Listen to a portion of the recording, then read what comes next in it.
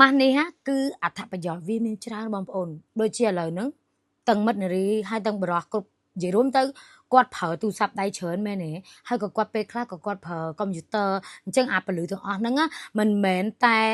ពលឺថ្ងៃបងប្អូនសូម្បីតែពលឺទូរស័ព្ទពលឺកុំព្យូទ័រពលឺ iPad យើងហ្នឹងក៏ធ្វើឲ្យយើងហ្នឹងឡើងអាចរុយឡើងទៅជាកទួលឡើងទៅជារោលឡើងទៅជានិយាយរួមទៅវាអាឡែកស៊ីជាមួយនឹងគ្រឿងឧបករណ៍អេឡិចត្រូនិកទាំងអស់ហ្នឹងប៉ុន្តែម៉ាស់នេះ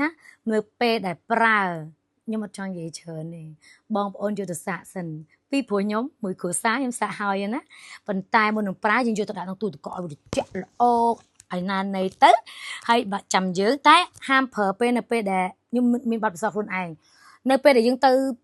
ថ្ងៃហើយត្រូវថ្ងៃហើយមកវិញកុំបិទភ្លាមបងប្អូនយើងងូតទឹកឲ្យស្អាតសិនឲ្យបាន10ទៅ20នាទីសិនបន្ទាប់មកចាំយើងយកម៉ាស់ហែកមកខ្វាក់យើងដាក់ចូលក្នុងទឹកបន្តិចចាហើយក៏បិទមុខចាបិទលើមុខឲ្យកេងរយៈពេលអត់កេងក៏បានដែររយៈពេល20នាទីអញ្ចឹងខ្ញុំមកនេះគឺនិយាយពីម៉ាស់នេះគឺខ្ញុំអត់ចង់និយាយច្រើនសំខាន់ចង់ឲ្យបងប្អូនយកទៅប្រើសិនហើយចាំ feedback មកនេះខ្ញុំវិញថាបែបណាពីព្រោះផលិតផលទាំងអស់ចេញពី Clinic Aroma Clinic ទេបងប្អូន Clinic កន្លែងដែលនាងខ្ញុំធ្វើជាមួយនេះ